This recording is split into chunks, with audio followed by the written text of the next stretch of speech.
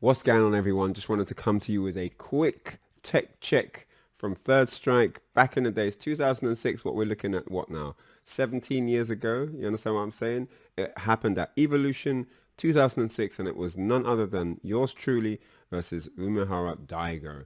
I lost pretty badly in the tournament, and I hadn't had a great year.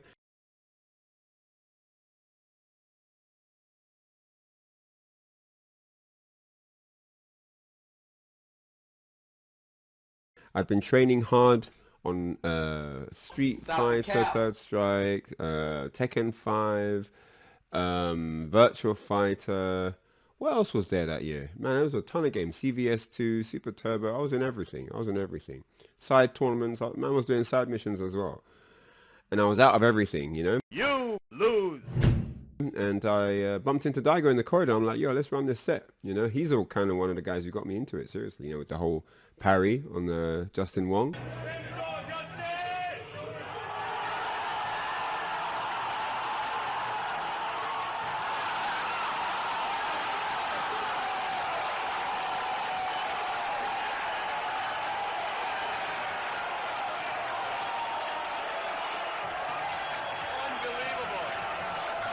Daigo with a full parry. So that moment there set motion to my madness on Third Strike. It really did. I did not like Third Strike. I wasn't a fan of the game. I didn't like it. And, you know, it was quite annoying that everyone always talked about it because I didn't really think it was that good, you know? And it was one of those things where it's like, why does everyone like this game? And when the parry happened, it just made me realize, like, okay, this is a really, really skill-based game. I don't know. I didn't have much respect for the parry before. I thought it was cheap. You can just jump in, and even though you've, you know, been predicted, you can just parry the DP. I didn't like that. Jumping in used to be a proper commitment. You know, you have to guess.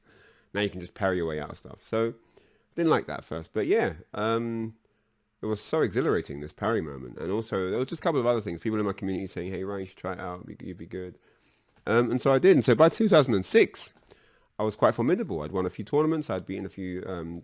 I'd won a few tournaments with top Japanese players in as well. I'd won a couple of big tournaments. I'd taken down a few sick names. So I was quite confident. You know, I was like, oh, okay, maybe I could do some damage here. So I saw Daigo. I bumped into him in the corridor in the hotel. I said, yeah, you want to run a set? And he was like, yeah, okay. And so we ran this set. Wasn't meant to happen, but Mike Watson was there on deck. Alex Valle was there, and I think a couple of other guys. But it was like premium level audience, you know, like the top guys were there. And it was really nice, you know. And so it was a first to five. I did challenge him for money. And I'm going to show you a little bit of what happened. I mean, if you guys want to see the whole thing, you can watch it on my YouTube. I've got some sick gems on my YouTube page. You know how I do. But if you want to see this clip, I'm going to run you through some tech that happened in the match. Really, really interesting stuff. So here we go. Just closing down the first game. You know, you can see here. Oh, I don't know. I'm getting really impatient with those DPs, man. What's going on? I'm trying to clip a limb or something. And Daigo, all nice, back dashes out on wake up. And yeah, suckers me in for a dashing in crouch medium. So here, look, here's a tech I want to break down for you guys, all right? So here we go. Let's get into it quickly. So I've got no meter coming into the first game. You know, I'm trying to see we're building by both of us, trying to get that super. Now I've got super. I'm thinking about how to get it on him, okay?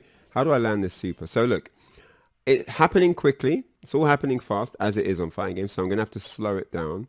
I have to rewind it a little bit, right? Just so you can stay with me as I take you through here. So look, I don't have a bar. What does Daigo have? Does Daigo have a bar yet? I think Daigo has one, but let me move my camera up a bit because we need to be able to see the meter here. So I'll just move my camera up a smidgen, and we can play it from there. So we're both working on that super, okay? So now both of us can attach any limb to a super at this point, right? So now we both stop charging bar because we just wanted to have that one bar. Why? Why did we not charge first 2 bars or 3? Because it wasn't about having the maximum resources. It was about having one super. Why? If you have one super, you're much more of a threat. Getting hit by a crouch medium or an overhead or a jump kick or a universal overhead doesn't mean much. But with the super there in stock, it's way more threatening. So that's why once we had the bar, we could attack. because we have everything we need to threaten at max capacity. All right. So I'm jumping in. And so all of this movement that you're seeing from us is looking at what the opponent is showing to try and identify where can we land this super. That's what we want to do. We want to land the max damage, max output, big burst damage in a single opportunity. So it's all about looking for where you can land the super. You get 3 of them and meter replenishes quickly. So we're not trying to save supers at this point. Ken gets 3 as well, which is also another reason why he can just go ham. All right. So I'm looking at his spacing. Okay. And I'm keeping Daigo at a space where he is just outside of throw range if he dashes in. I'm not going to give him the opportunity to dash up and throw me in one sequence. You see, he was getting closer there, so I jump away. I'm not giving him that space. He can't dash up and line me up for mix-ups. He's going to have to do 2 dashes or a dash and commit to a button.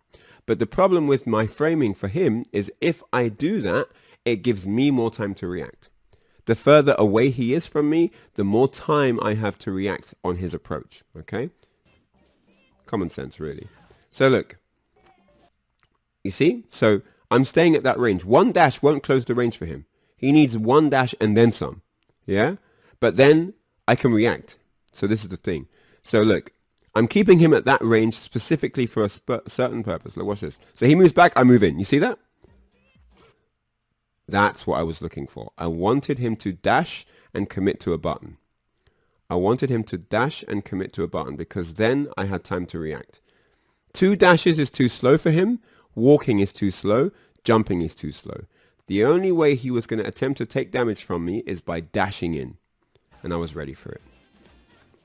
So here we go. I'm going to show you that moment again.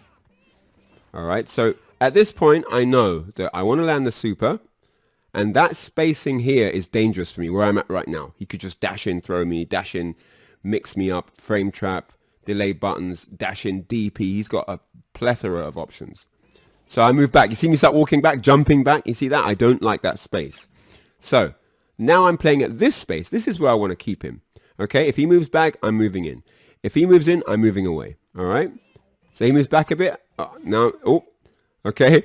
Return to space. See that? I did a jump in there and it didn't get me what I wanted. There was no fireball. So I literally just pressed the reset button and returned to the spacing I want, which is what you're seeing now. He moves back. I move in. See that? I'm waiting for his dash. He has to do it. How do you get in? If he throws a fireball, it's slow. I'm going to parry. If he jumps, I'm going to be ready. He has to dash. Here we go. And that's all it is, you know, waiting for that sequence. I know he's coming with the normal, okay, and I'm going to be ready to parry it. Dashing in with a medium, you know, like a stand medium or a stand hard kick, he wasn't going to do that. He wasn't prepared for that. Every dash before that had been a low. There was no reason to go for the medium, especially in a situation like that where my buttons are potentially going to be faster than his. He would want to dash in with something that was of real threatening value, okay? So here we go. We'll play the sequence back again. And watch carefully. Watch the spacing. This track is so annoying. Woo! Jackpot. So I land that. Oh, I was looking for the DP, but I got the far jab. Couldn't cancel that the same way. Nice throw there from Daigo. I backdash to safety. They all block the universal overhead. Nice DP. Didn't think he would do that. This is the thing. The whole thing is mind games, you know. Oh, crafty that was.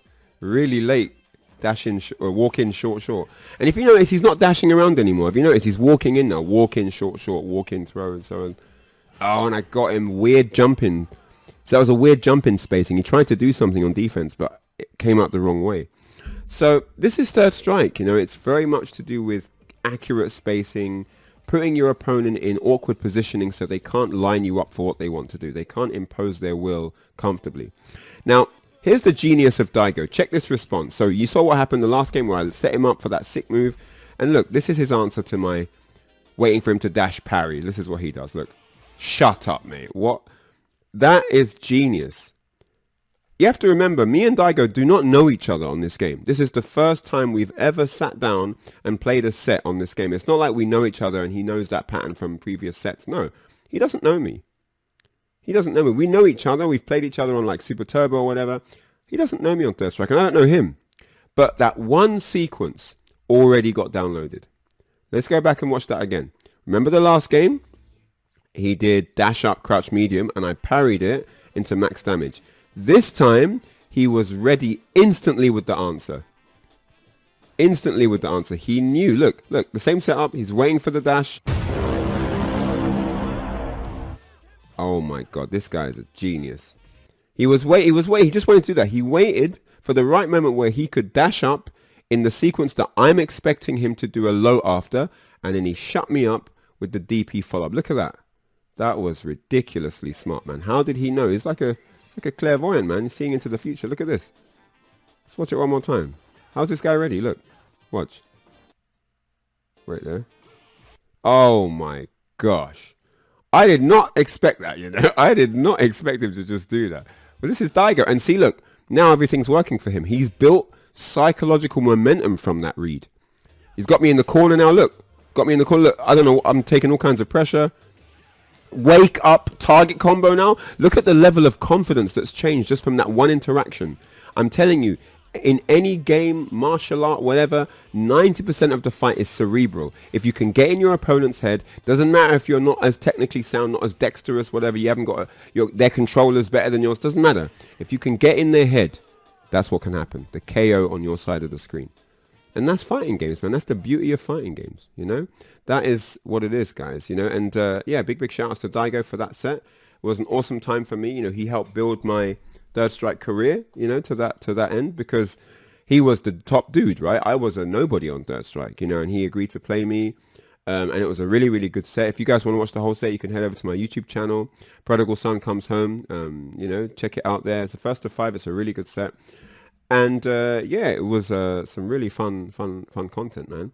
But, you know, I just wanted to show you guys that because this is what it is on fighting games. You know, it's these little, I don't know, little tussles for authority, little jostling for power, you know, left and right, and it goes back and forth. And these tiny little interactions speak volumes. But people watching might not recognize that. They might not know how big that little DP, you might say, oh, it's just a DP, it didn't take a lot of damage. But there was a lot that went into that mentally. I had to take that on board like, oh, he's ready now. Okay. And the speed of his understanding, you know, the speed of his download, the speed of his recognizing what I'm going for, that can throw you off. If a guy's just adapting really fast, I mean, this is Kakashi Zabuza. Like, Zabuza's doing a move and Kakashi's already doing the move. Like, it's like, what? What's going on? This isn't what I'm used to.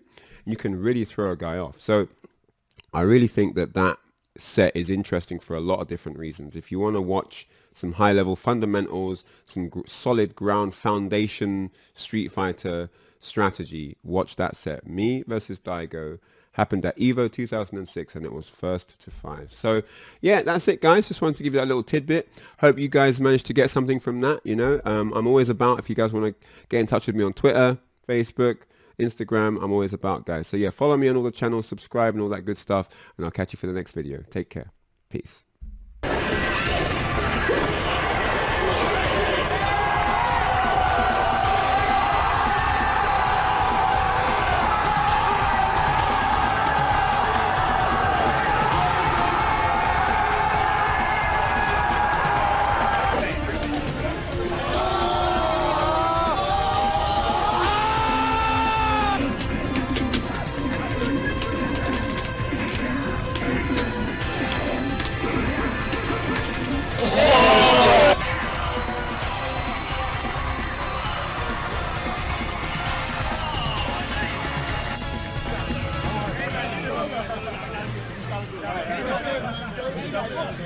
I'm not going to do it. I'm definitely not going to do it. Ryan got it,